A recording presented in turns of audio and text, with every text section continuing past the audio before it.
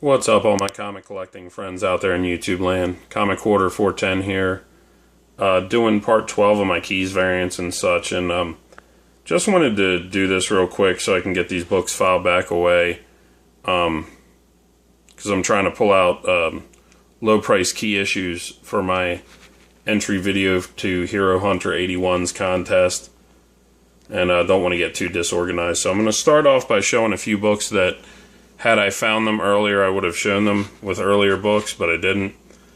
This isn't really a key, but it's a nice copy of Detective 464. This is like the third appearance of Black Spider, whoop-de-doo.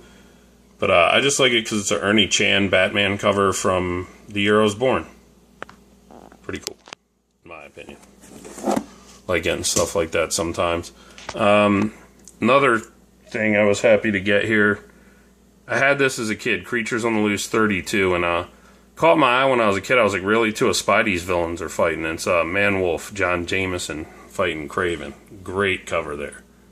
Had to buy that when I saw that. Very nice copy here of DC Dynamic Classics #1. Beautiful Dick Giordano cover. And this is a pretty well-known story. It's been reprinted many times, and also has a backup story of the great Walt Simonson's Manhunter. Great copy of that book. Love it.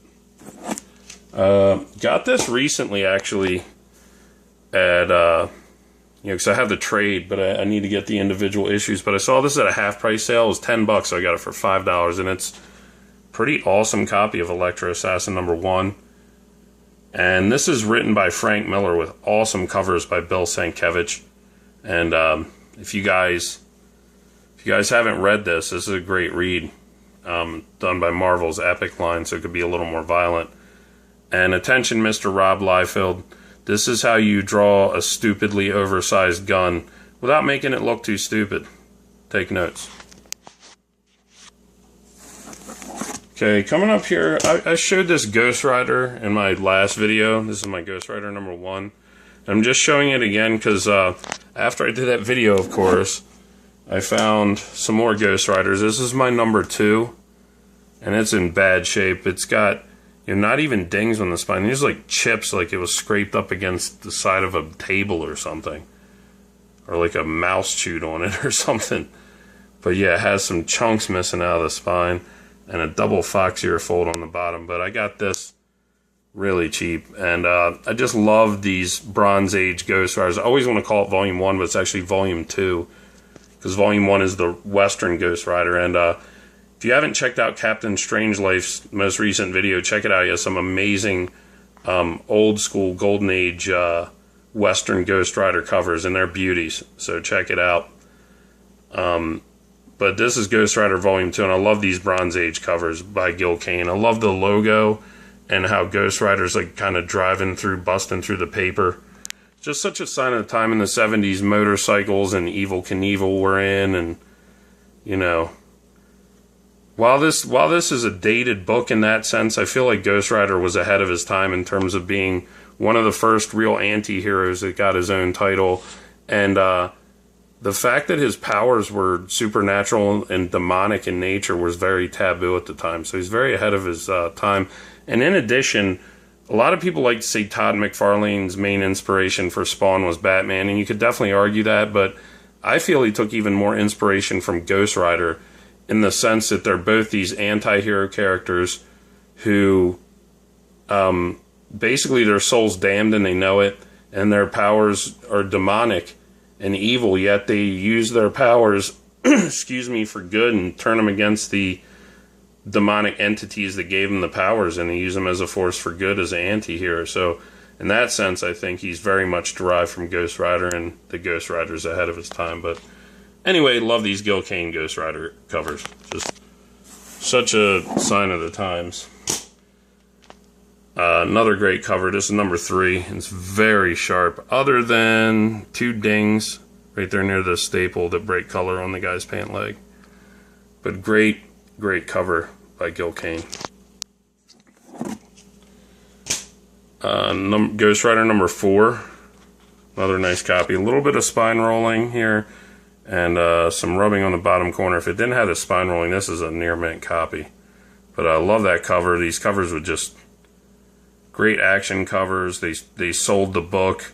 You know, got a demolition derby, which again, they were big in the 70s, trying to market this book kind of to the youth. And then you got somebody aiming a gun off panel. Great stuff. And this is probably my favorite of the early Ghost Rider covers, but here by Gil Kane. And my 5 has some dings in the spine, but just really, really like that cover a lot. Cool character, cool book. From this point on, all the books I'm going to show are going to be G.I. Joe. So I'm a big Joe fan. If you're not into them, you might want to tune out now if you don't want to see them. But just want to say, you know, when being a kid of the 80s, many of you know, they hit us with this brilliant marketing trifecta. G.I. Joe, Transformers, Mask, Thundercats, they all did it. And they would hit us with this great toy line, and at the same time, you'd have an animated TV series and a comic book tie-in, usually by Marvel or DC. And as a kid, you were helpless. When you saw the G.I. Joe toys at the toy store, the cartoons that were so well done on TV when you got home from school, and then the comic books, you were helpless. You were powerless. And like many kids, I was just sucked in, and I still love G.I. Joe. And this is my G.I. Joe #1, CGC 9.0 with white pages. I don't want to complain about a 9.0, but I think it's actually a higher grade.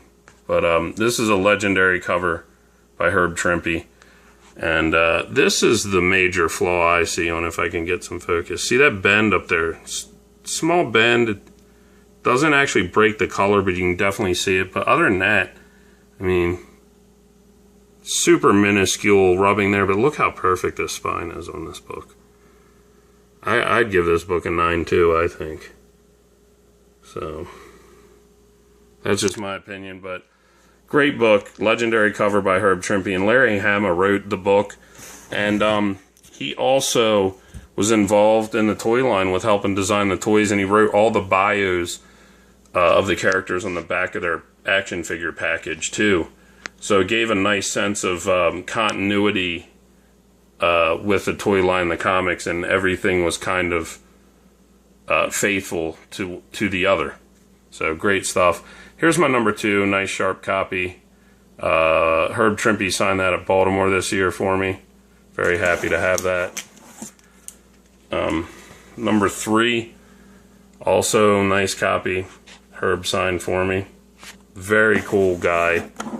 Great stuff. #4, I think this is Hall and Milgram on this cover.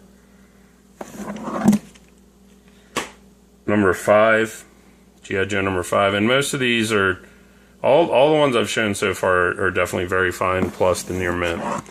This is #6, really like this cover, and I may be mistaken, but I think this is the first appearance of the October Guard. This two-parter here with 6 and #7.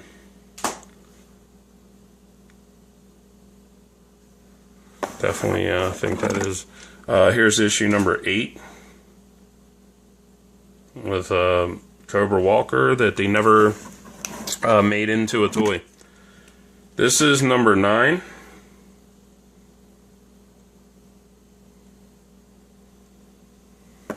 #10.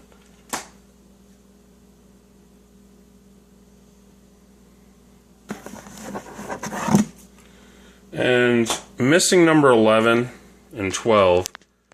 This is issue #13. And this is the first cameo appearance of Destro. Some very nice copy I have of it.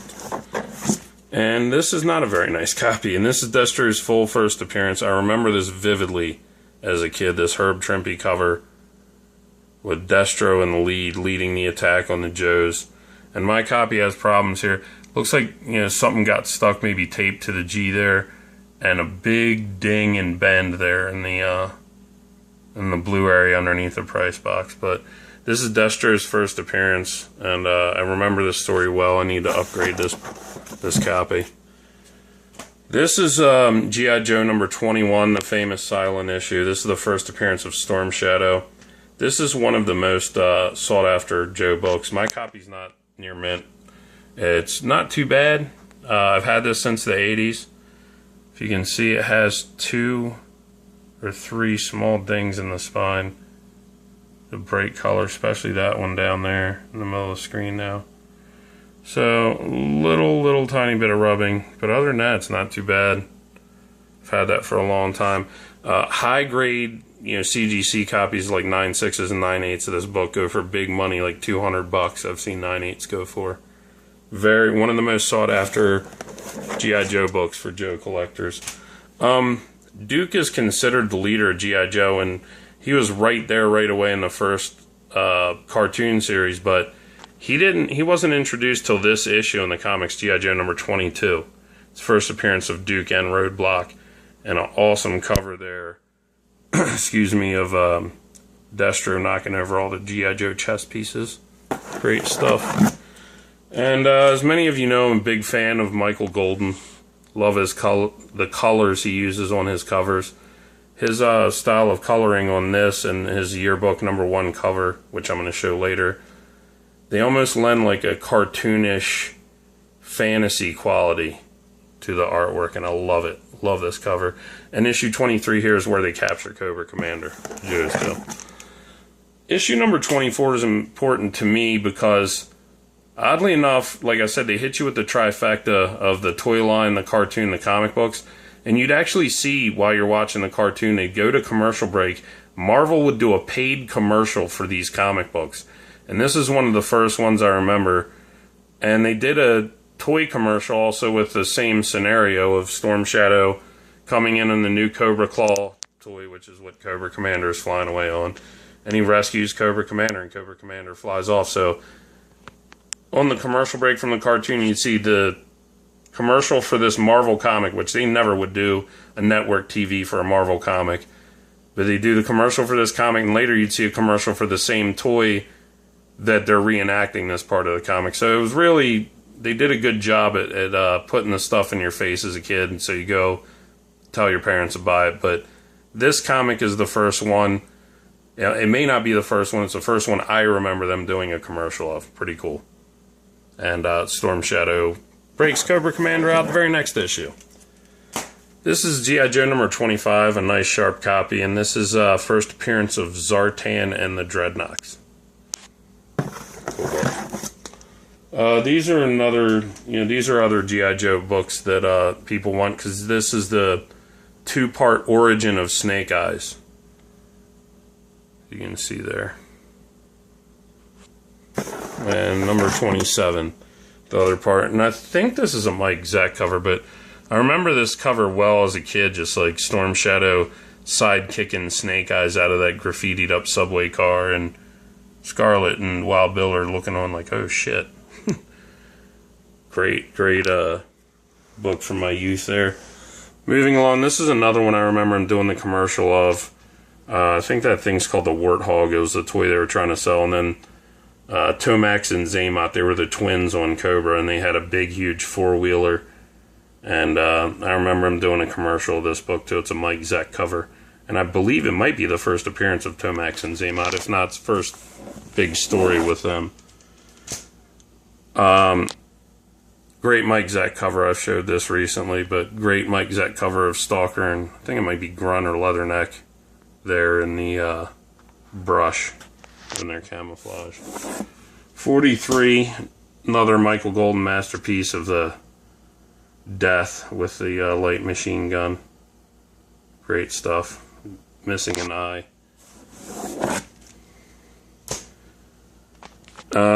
G.I. Joe 49. I don't know if this is first appearance, but this is the first part of the whole Serpentor storyline. Mike Zeck cover. Number 52, another cover I really liked as a kid. Mike Zeck, and it's a Quick Kick taking on Storm Shadow. And somebody besides Snake Eyes is going to fight him for a change. But loved Mike Zeck's G.I. Joe covers. This is G.I. Joe number 60. And this is a Todd McFarlane issue. First appearance of this guy, Zanzibar, the Cobra pilot. Or pirate, sorry, not pilot. Pirate. Like R, pirate. That's how far they started reaching for new characters to make.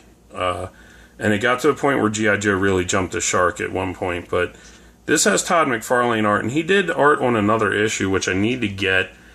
And Marvel Comics, like, straight insulted the man, and they said his art wasn't good enough, and they had somebody else who wasn't, I forget who it was. It wasn't like a superstar artist either. They had somebody else redraw his issue.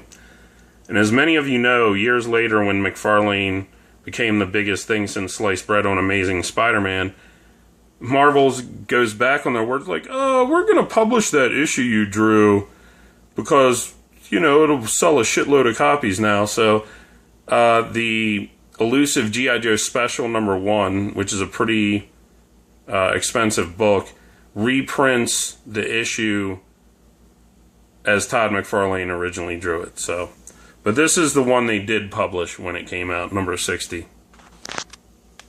Kind of screwed over that great man. This is G.I. Joe 94, part 1 of the Snake Eyes trilogy. Snake Eyes gets a new face. Love this cover. To G.I. Joe number 95, part 2 of the Snake Eyes trilogy. Great stuff. And here's part 3, back to back with Storm Shadow. Didn't like that costume with the camouflage on the ninja. I liked it when they just made it the white hood again. And this is G.I. Joe 121. Really like this. It's a Wildman cover. He did a lot of the later covers on not only G.I. Joe, but Transformers when it was getting near the end of its run as well. A great cover. And I got this at a half-price sale recently, too. This was $4, number 132. Snake Eyes Unbound. And it really got to the point where G.I. Joe was all about Snake Eyes. And I didn't pull them out. I should have. I have the 3 Snake Eyes and whatever Ninja Force issues that were polybagged, still sealed, but didn't pull them out because the covers aren't that impressive, but people look for them. Anyhow, moving on, this was a big deal because it was a crossover with Transformers. Big deal to me as a kid. It's G.I. Joe 139. I think this is Chris Batista on the cover with Megatron and Cobra Commander. And again, like I said, it became all about Snake Eyes. See, it's G.I. Joe starring Snake Eyes. Like, his name's like 4 times the size of the G.I. Joe. So, this is 140. Again, Megatron and Cobra Commander. I need to upgrade this issue. It's a little banged up. But this is part 3 of it, 141. 142, and I think this is the last part of it, like that cover. It's Rosado, I'm not sure who that is. They're putting a lot of different guys on art at this time. The book wasn't selling well. This is 144, and this is the Untold Origin of Snake Eyes. This is G.I. Joe 150, and I'm not sure who this guy Gozier is, but you know, I almost thought at first glance this is early Mark Bagley stuff, very reminiscent. This is G.I. Joe 150, and 150 through 154 are extremely low print run because the book was, this is when they made the decision they were going to cancel the book, and they just didn't print that many. I need 151, 152, and 153. This is 154, and it's the next to the last issue of G.I. Joe. And let me pull this back up here. This is my copy of this is the final issue of Marvel's G.I. Joe 155, CGC to 9.2 with white pages, and this is extremely low print run, and hard to find. A lot of people who have this book don't want to part with it, and high grade copies go for a lot of money. In this shape, it's definitely, you know, $100 to $140. But I've seen high grade, seen 9.6s and 9.8s break the $400 mark. So it's a great book for Joe collectors and one of the harder ones to come by. This is, as I've showed many times, this is one of my favorite G.I. Joe covers ever. Just blew me away as a kid. And again, it's the great Michael Golden's kind of style that I said his colorization kind of really lends to the cartooniness of it all without looking too cartoony. Still realistic. Beautiful cover, and I got to meet him this year finally, and he signed it for me. Great guy. This is also a Michael Golden cover yearbook, G.I. Joe Yearbook 2. And this copy's beat to hell as my copy from when I was a kid. I've read it many times, but just love this cover. by Michael Golden. Great stuff. This is my G.I. Joe Special Missions #1. I've shown this before. And I'm big Mike Zeck fan, and this is my only book I have signed by Mike Zeck. And it also has this awesome thumbnail he did, pretty detailed for a thumbnail, of Wetsuit for me. Awesome. Very happy to have that. This is G.I. Joe Frontline #3, if I can get the focus on it. Sorry about the glare here. And just a beautiful painted cover by Dave Dorman, who in the comics world's most famous probably for his Star Wars covers for Dark Horse. A great cover there. And I think this might be Michael Beck. David Michael Beck, I forget. One of them's the artist, and one of them's the guy who played Swan in the Warriors movie. It's either Michael Beck or David Michael Beck. Always get them mixed up. But anyway, he's a great artist. Love that freaking painted cover of Storm Shadow. And I think it's, yeah, Baroness and Storm Shadow. Great, great cover.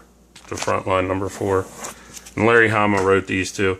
This is G.I. Joe Reloaded by Devil's Due, and I recommend this to any G.I. Joe fan. It's written by John Reber with great art by Eddie Barrows, who went on to do a lot of stuff for DC, and Javier Saltares of Ghost Rider fame. And again, gorgeous Beck covers. G.I. Joe Reloaded #1.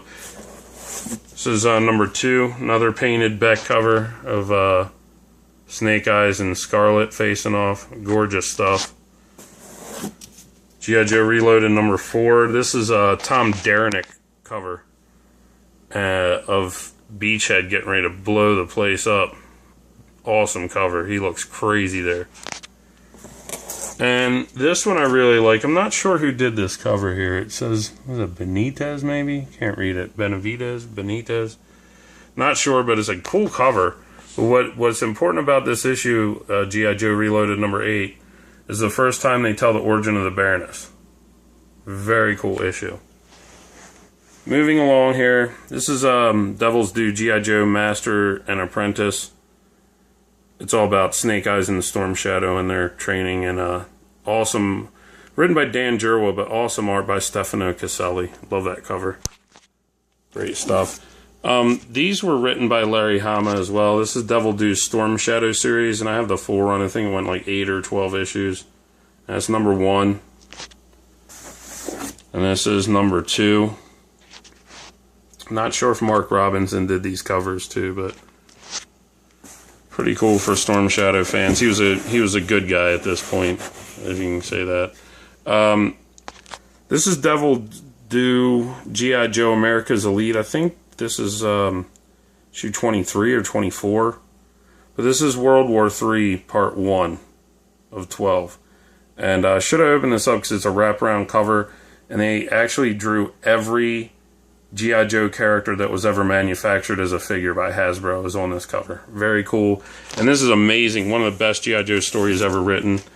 They did a great omnibus of it. And I recommend picking these up in some form if you like G.I. Joe. And here's part 12. It's issue 36, the double-size finale. And what's crazy is after this amazing story, Devil's Due Press lost the rights. And IDW got it. And I was like, man, if you've been writing stories like this the whole time, no, you wouldn't have lost the rights. Everybody been buying this book. So it was a done deal. But that series was great and critically acclaimed. And here's issue 0 of IDW's G.I. Joe. And it's the cover with just Snake Eyes, all black with Snake Eyes visor. And here's the retailer incentive variant cover to G.I. Joe 0. Love this cover. Another amazing painted Dave Dorman masterpiece. And this is the, actually, I think it might be a 1 in 10 or a 1 in 25, but this is the variant cover to G.I. Joe Origins #1, painted by the great Dave Dorman. Beautiful stuff.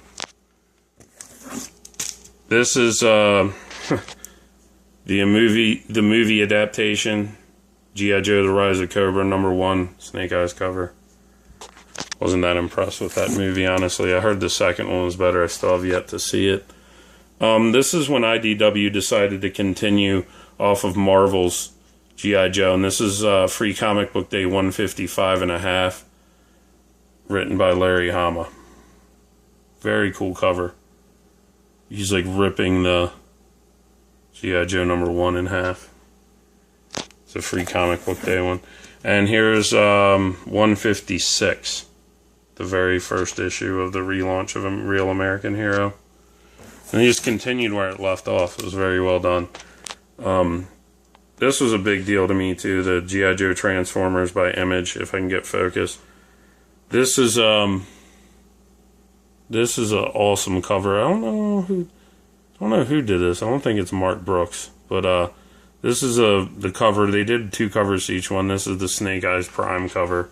Very cool. And this, you all know who this is by.